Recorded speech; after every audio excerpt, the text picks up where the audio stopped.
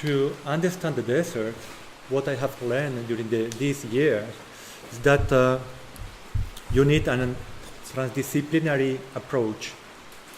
And even though the complexity of the oasis must be studied in order to understand the different dimensions of the desert, especially when talking about space and time, because it is not that it can change at any moment, but it is also because you need to understand what happened and what is happening in the north of the African continent. You need to go to another smaller scale. And if you just study this small scale, you are not going to understand what is happening abroad. And in this transition between a small and bigger scale, there is always one element that is going to be common for all of them, which is water.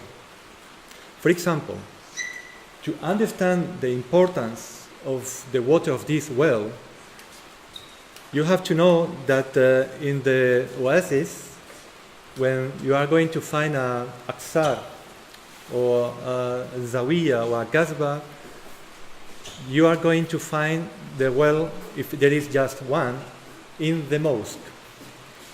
Then if the aksar is bigger, maybe you are going to find other. But the main one is always, almost always, for the mosque. So you start to understand also the importance of this smoke in a fortified city called Qasar. But of course there are another elements like architecture, the rammed earth, but now we are going to talk about the philosophy behind the oasis and the spaces that they can create adapted to the several conditions they have to support. And also the Aksar, you have to understand what is the relation with the palm grove. The palm grove or other kind of forest, because sometimes the oasis is not just about palm trees. And how they are connected, the people, how they move, the mobility inside the oasis, where again the element the most important is water, which means first of all you need to get water to all the plots, and then you are going to establish the public spaces. Then you realize that you have to learn more about what is a palm grove, about the agriculture, about the water issues, about the social organization, and also about geography, because the palm groves are almost in all the cases in valleys limited by mountains. For example, and this one is Ketawa in Zagora. And if we look closer to the palm grove, we see all these white places that in fact are villages. They are Oksur, Zawaya, and Kasabat. There are almost 70. Some of them are completely abandoned, others half abandoned, and others are completely used by people. And they are all inside the palm grove. And then, overall, during the French protectorate, there were some urban planning developed, as you can see in Tagunit. But if we go north of this palm grove, in the Dra Valley, there is the Mesquita palm grove, which is much more narrow, and where there is only one aksar inside. The others are on the border. And one of the problems of the oasis today is the urban planning, the new development they are doing. They are doing it as like a pressure, and the palm groves in some places are disappearing. It is not just the only reason. There are many others, like sometimes the lack of water, sometimes the immigration, sometimes social problems because people prefer to go to Marrakech or to Casablanca to work. It doesn't matter if they have work to do there. Or people that prefer to work on tourism rather than in the palm grove, because they think that if you are an agriculture, you are a poor man. However, they can get a lot of money with the dates. And hopefully now they are starting to plant a lot of palm trees in several places of Morocco as an investment. No? And the worst is that the urban planning are made by architects that know nothing about the desert. So they think that they can propose the same thing as in Rabat or Casablanca without taking into consideration all the problems and all the possibilities they have. Without talking about the material they are using now, the concrete blocks. And it's always a question, a matter of a social point of view, because if you build a new house in concrete, it means you have now more money and your social status has changed. But then if we go, as I said, in a larger image, these valleys were used by caravans. And these caravans came from the east, but also from the south, crossing the valley, the Ziz Valley, or crossing the Dra Valley, or sometimes the third point of arrival of caravans was Tamdult, and the fourth more important was Nullamta, near Gelmim. I demand you, please to remember this name, Nullamta. So there were 4 points. Sometimes they are called Saharan ports: Numlanta, Tamdult, Hamid al-Ghizlan, which was called Taragalt, and Rizani, which was Sijil Masa. The way the caravans arrived and the direction, it depending also of the period of the time, and if the capital was in Fez or was in Marrakesh, or also the relation between the tribes in each territory, and of course the lack of water. But these spaces, these axes, they were also connected, sometimes with small oases like Tarajisht. Sometimes people were just looking for water, and there is a spring near Tirmat where still today you can see how it is used by the nomads and by other people having animals. And if not, the nomads need to also move, and they need to find some water. Sometimes there are wells, and sometimes they just know where to find.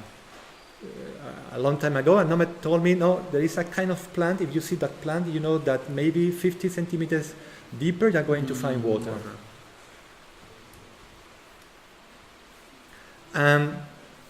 When I started to meet nomads and that were moving between these axes, but staying in the middle, not in the oasis, I started to be more curious about what a nomad is.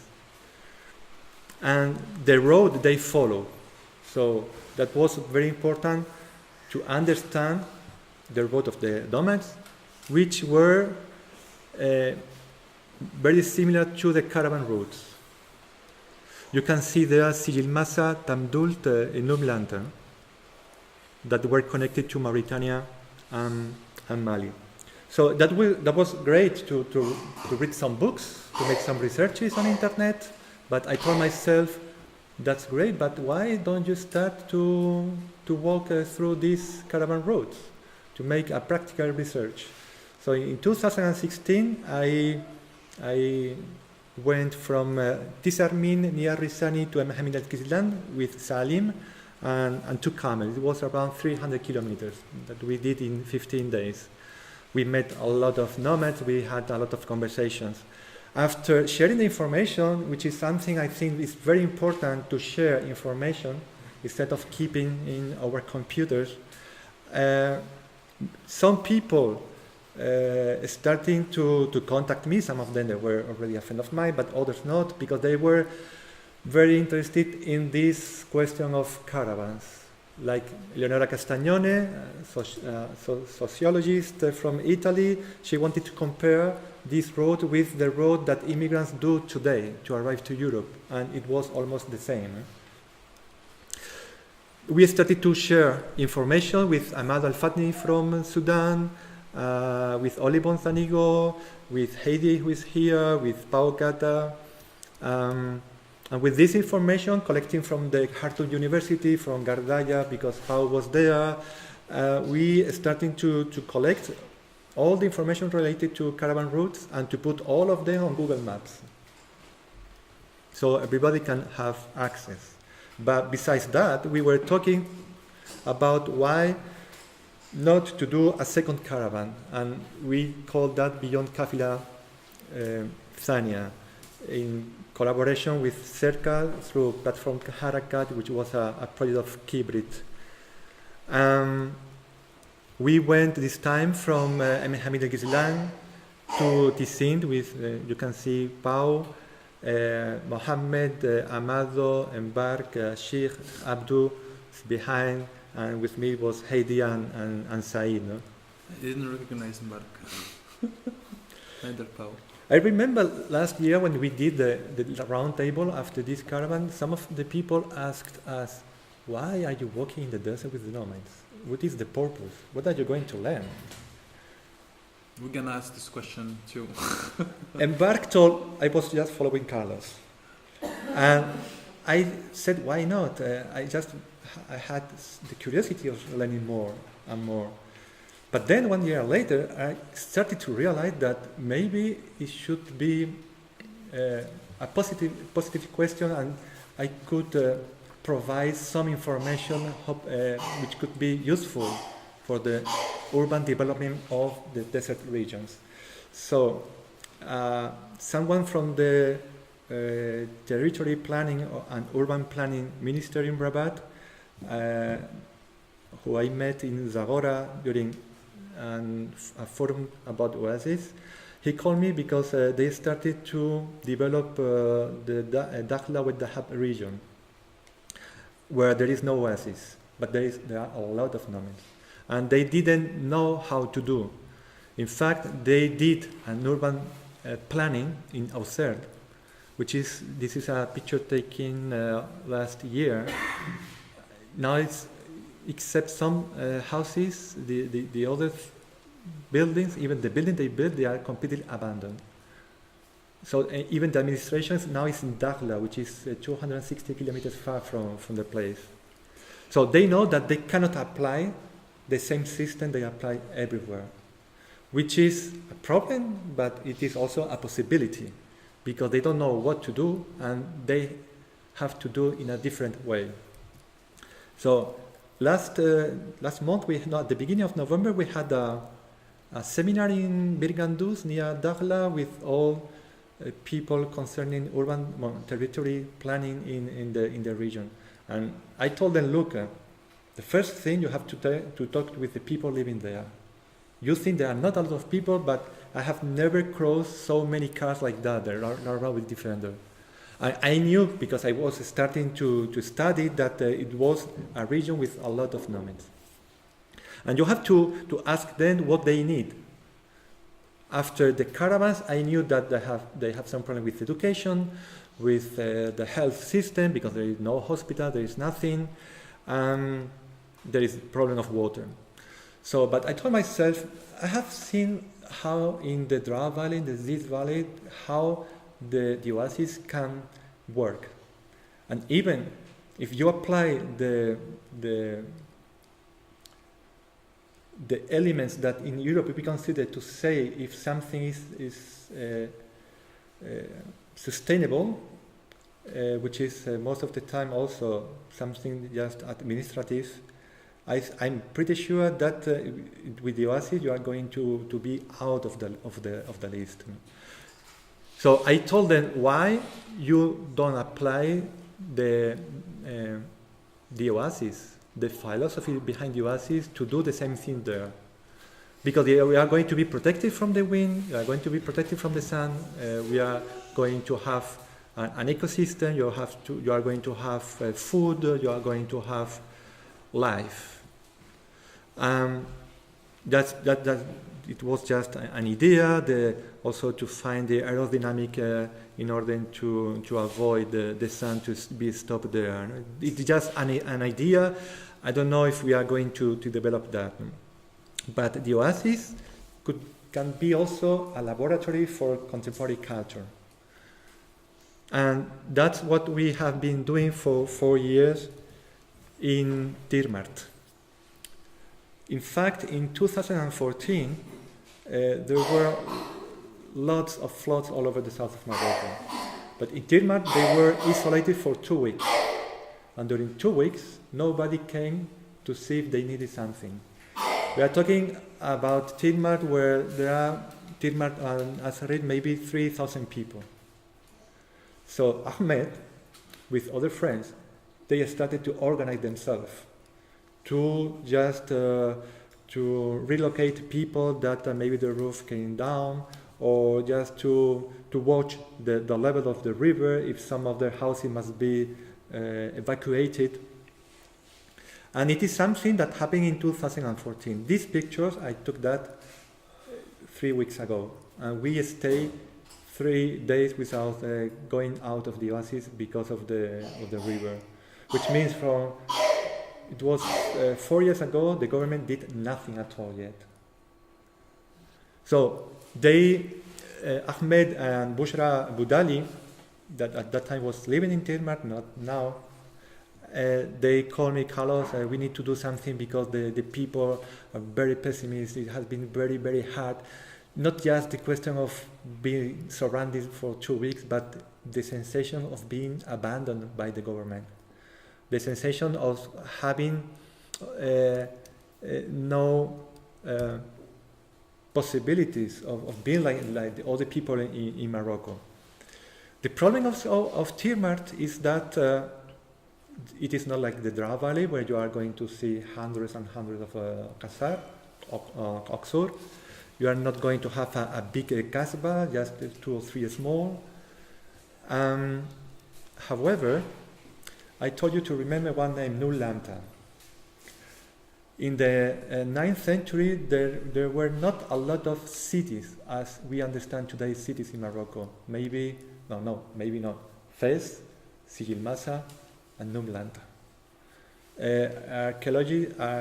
Archaeological works from Spanish and Moroccan University until now has demonstrated that between Tirmart and Asarit, that at that period should be the same oasis, had a very important area because they were the last oasis before crossing the desert. No? And it has also a natural heritage, which is the spring. And in fact, the caravans arrived there because there was always water. Ahmed told me last month that the grandfather of a friend of him told him that never he has been, or he saw the spring without water, which means maybe for the last century always there has been water there. And overall, we decided, at the beginning it was a festival. We decided not to do a festival for the people living there, but with the people. And that's why when we started to call our friends, look, you wanted to discover the south, okay, now it's the moment. Or people from the south. We told them, look, we have no money. Well, until now we have no funding from authorities, just some private donors or the organizers of the event. So they have to pay the trip to come there, which is not easy because it's far away from here. And we offer them 3 possibilities. So first of all, they do workshops with the children, with the young people, and with the women. If you are a visual artist, you can do an art installation with things collected in the oasis because we had no money for the production, or you can do nothing at all, which means you can just walk, you can talk with the people, and you can observe. And when talking about difficulties of not having funding, there is also one thing which is very interesting. Then you don't have to justify nothing at all. So how can you take money from someone and then what did you do with the money? Nothing. The artist did nothing. No, you have to show something. No? And we know how difficult it is to arrive to a place which I remember Rami Al-Baladel from Iraq told me, Carlos, I have the sensation I'm in another country completely different. I don't understand the people and I don't understand the place. We did also workshops about contemporary dance. The workshops were also a way to come in the society of the Oases. It was not just for having some entertainment for the people, but a way to get inside. No? Then people started to work in several subjects, like Rashid Oni on water. And also it was fantastic how a contemporary art installation can become an interactive one with people that never went to a museum. And you walk over there, and then these kids, they were just talking and touching water, or Halima Bardid also, she was there. And that's another thing very important, is how to make artists and to confront artists to the local population, and how you are going to express yourself and your need with someone that has never understood a word about contemporary art. In this case, with Heidi and Gilles, and with the women working in the field, we starting to talk with Ahmed, how are we going to get closer to them and to convince them to... You cannot see in this picture, but Heidi was with a Canon Scopia 16mm camera, something like that. You see Aubrey with the microphone. And that was amazing how we did. I think we did well. We invited them 2 months later to come to Tirmart and to see the result. Why they were there? Because at the beginning they thought it was for television. And then we use also a screening in the Oases, not for them, for this woman, but also for all the public, because to see what artists did the year before, it was very important. Again, not having money, it is not a problem sometimes. We don't have money for a stage. We are going to use the natural stage we can find there. Sometimes this memory museum, or sometimes the Palm Grove. We did concerts some years. Which is interesting is that these kids, they met each other thanks to activities made by a new association created by young people after the first edition of Caravan Tirmat. And they came from Gelmin.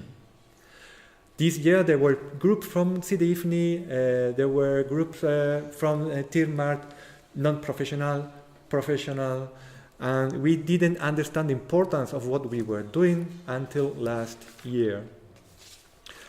The problem also of culture in the desert, in the north of Morocco, they are considered as folklore.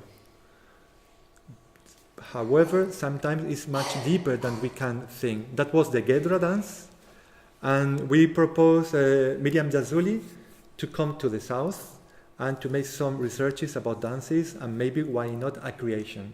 So she came the first time alone, the second time with Malika Zara and Junet Anzan. We met Salam Yanda from Aim Shata, and Miriam was making some improvisation in the middle of the Oasis, and now her new creation called Folkha that she's presenting all over Europe and Africa. People are asking, where is Tirmart and Gelmin, what is the Gedra, and why do you want to go to such a place to do things? No? I think it's time to sum up. Okay, I'm finishing. And we propose artists to work on and about the Oasis, not just to bring something. So we were promoting the creation, not just the fact of being there. At the beginning, we started in a house. We didn't want to work in the plots. Then there was someone over there that, no, I want to go farther from here. So then they realized that we could make a lot of things with the nomads. And there are people that have been supporting as an artist, also as we say, the godfathers, Arzdal and Embark Bushishi. It was an amazing experience with all the artists that came over this year. And now we are calling that gathering. And we are very happy that artists that came to Tirma, they met each other. Sometimes they are working together, or then they came here to make exhibitions or conferences. So it is really a gathering in the large sense of the term. Almost the last picture, that was the last edition. And I'm very happy because you don't know who is the artist and who is the inhabitant of the oasis, because we were together during a week. She knows. So, I'm finishing with this image from Ahmed Dabah. It was the first year, the art installation of Mohammed Afzal. When he showed me the picture, I thought that he put all the kids in one position. No, he entered the hall, they saw them. And it looks like if they used to go to the Pompidou or to other museums. No, it was the first time. And then you ask them, which installation do you like most? No? And they reply you, and they justify why one and not the other. It was amazing, amazing, amazing. Thank you. Thank you.